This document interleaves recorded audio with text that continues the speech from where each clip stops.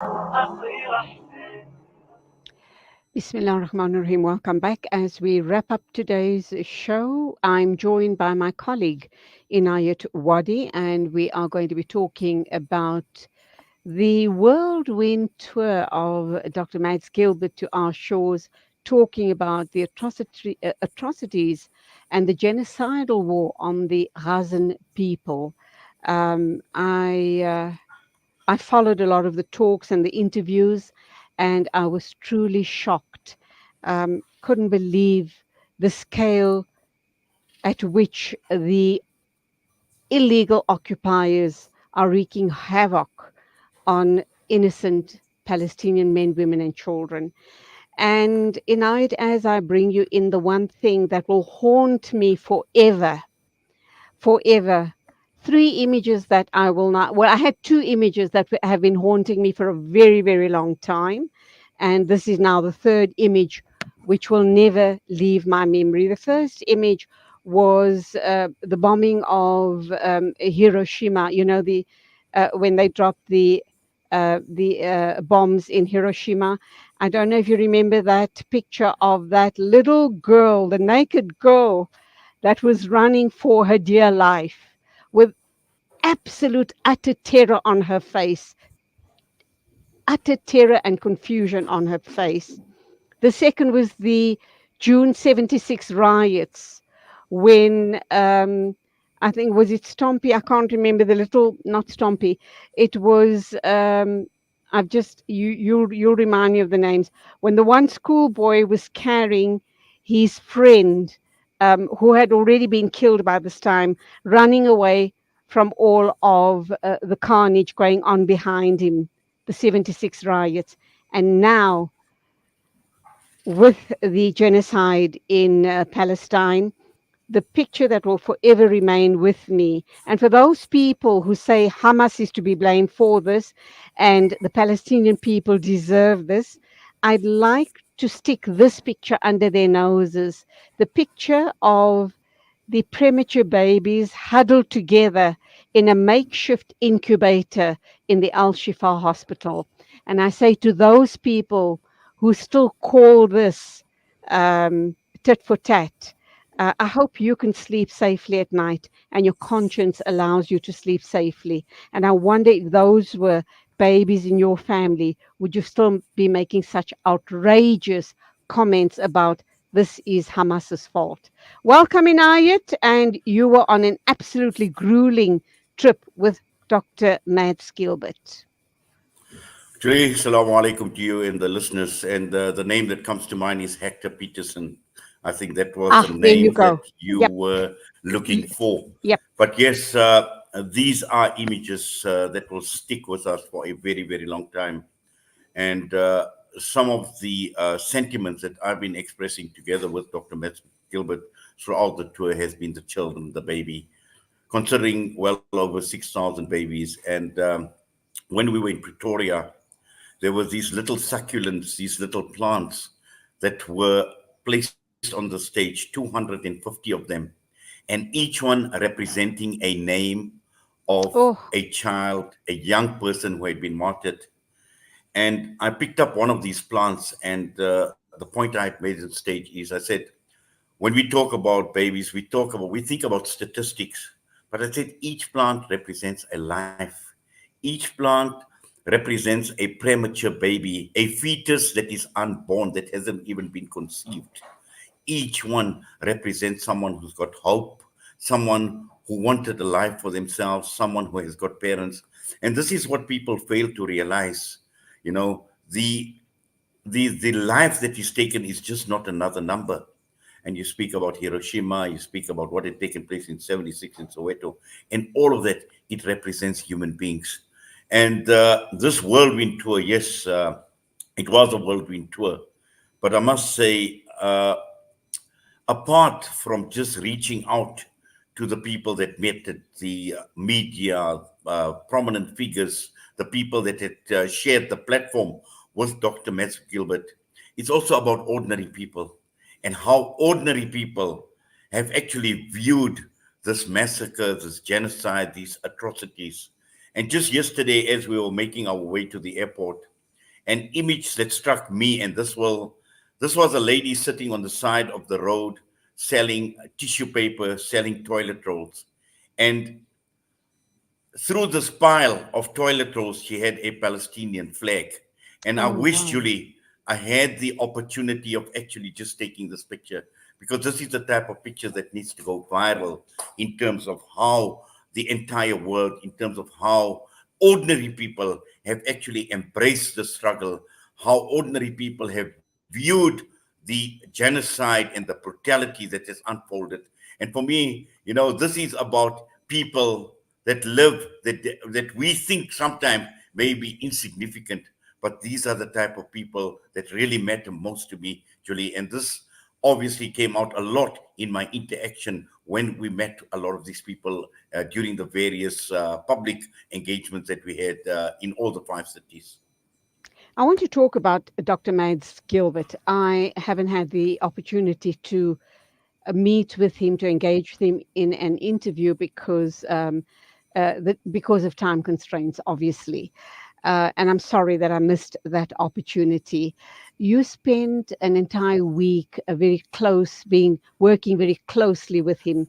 What struck you about this man, and just the passion and the fervor that he has for the Palestinian people and for the medical fraternity, and knowing that for me, from what I've picked up, all of the snippets and the few interviews that I've watched, he seems to be absolutely dedicated to his profession. He's, you know, the doctor that gives, the type of doctor that gives his life to save, would give his life to save another life. And we don't see much of that any longer. With due respect to the medical profession, it seems that a lot of doctors these days are in it for the money. I stand corrected, and with respect, I make that comment. But there you have it. Yes, Julie, without doubt, the dedication is there, the commitment is there, because let us remember this man has had a relationship with the people of Palestine and Gaza for close on to 4 decades. He's been through all the atrocities since 2006 or 2009, and he's been through 5 of these. But this is the first time. And what struck me about him is this has affected him very, very deeply. This particular, the 2023 war on Gaza, has affected him deeply. And this is a message that has gone out loud, it's gone clear, and to everyone that he's reached out to, from the media to politicians to high profile people and the public in general, this has been his message that we cannot sit quiet. We need to do something in any way that we can. And but also it's amazing. He came here at a time when the medical structure was in Gaza, when the hospitals were being bombed, when the occupation army had invaded the Al Shifa hospital, when the Turkish hospital, when the Indonesian hospital, all these hospitals came under attack. So his timing was at a time when the entire medical structure was crumbling in Gaza. And I think it actually gave a lot more impetus to his message, to the tour that he had held. And this is what many people had embraced. And you speak about the medical fraternity. And in PE, we had the South African Medical Association. And for people to come out on a Sunday morning in their numbers, medical students, doctors, specialists, just to attend a meeting where they were able to interact with Dr. Metz Gilbert. We've seen the Islamic Medical Association, how they had embraced this. So I think even in Pretoria, where we had from the IMA, we've had many doctors. We've had Dr. Faisal Suleiman, who is the president of the Islamic Medical Association. So I think the doctors in South Africa have actually embraced this cause, and they've seen the bigger picture. They've seen the death, the destruction, but also just purely in terms of some of the myths, some of the fake news surrounding the medical treatment in Gaza. Dr. Mads Gilbert spoke so highly about the doctors in Gaza, their commitment, their professional ethics, and giving their lives for their patients as well. So all of this put together tells us that Dr. Mads Gilbert visit couldn't have come at a better time. The timing was actually perfect. But also, it's amazing, Julie, that when he came, we were at the height of all these atrocities. As he is leaving, we are now talking about a ceasefire deal. So this is ironic, actually. Absolutely. Is he going back to Egypt, trying to get to cross into Gaza, via the Rafah crossing, or is he going back to Norway? He will be going back to Egypt. His team is in Egypt. They were sent by the Norwegian government and they were holed up in Egypt for about a month. So I am certain he is going to go back to Egypt. We've learned about a lot more supplies, fuel, medical supplies, food, all of that. In fact, we've heard about 300 to 400 trucks that will be going into Gaza over the next few days. So I'm sure he will seize on that opportunity to try and see whether him and his team can get back into Gaza, Julie. So there's a current pause to allow all of this humanitarian aid to get through, but it comes at a cost, does it not? Um, Hamas is going to be releasing X amount of hostages that they obviously have in their care. Um, I'm kind of wondering what happens after the pause.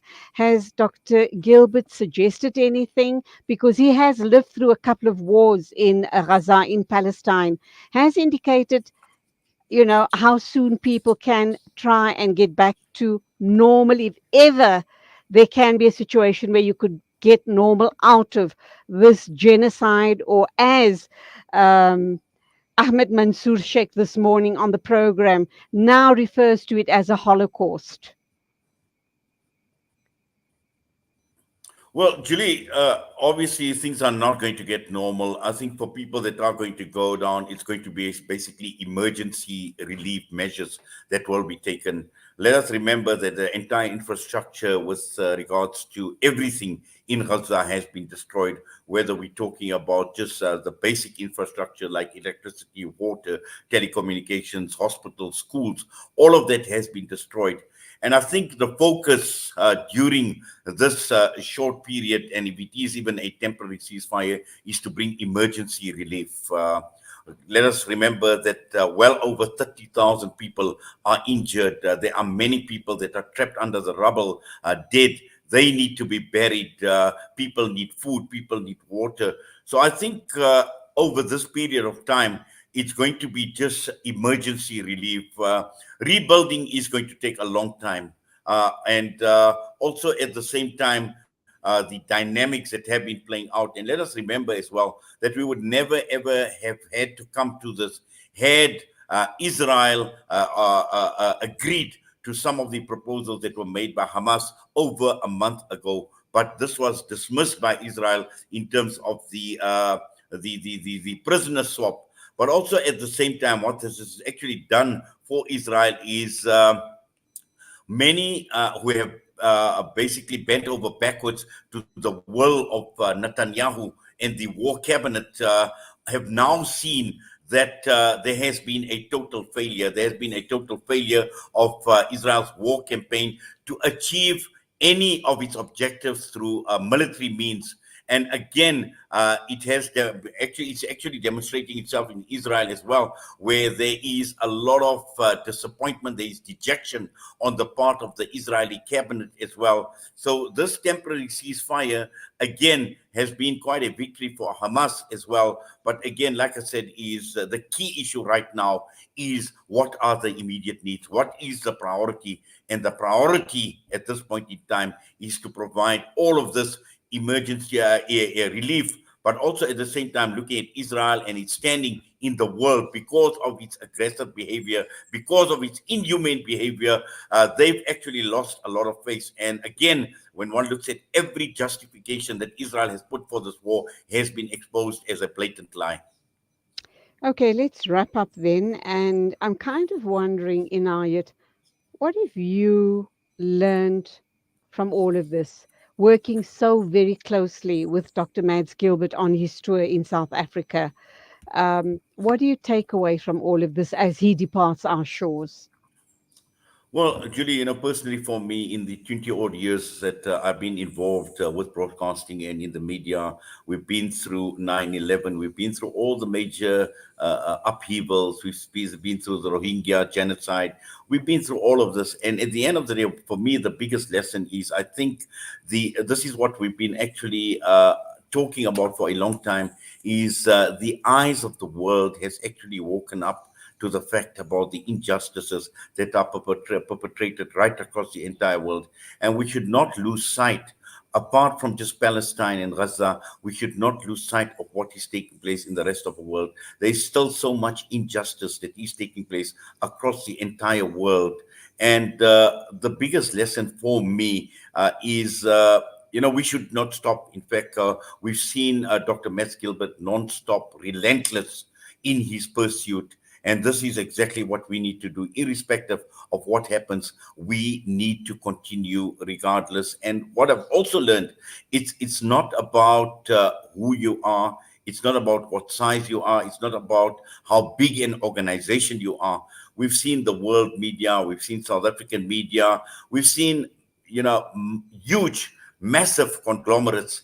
But in a small way, every individual, every organization can make a difference. Like what I've seen, Salaamedia, a small media organization tucked away somewhere in Robertsham, but a small media outlet and a reach that we've had right across the entire country, across all media platforms, across politicians, across civic society, across activists, against solidarity organizations. And this is what a small little media organization that Salam Media, and we don't say it with pride because we always ask for acceptance, we ask for sincerity from Allah subhanahu wa ta'ala, and in terms of embracing humanity in every sense of the word.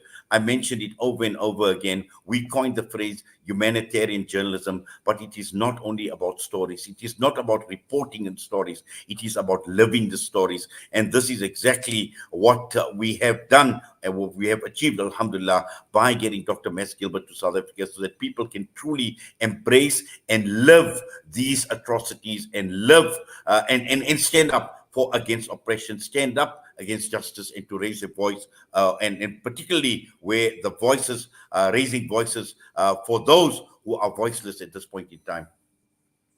Inayet Wadee, always a pleasure talking with you. Thank you indeed for your insights.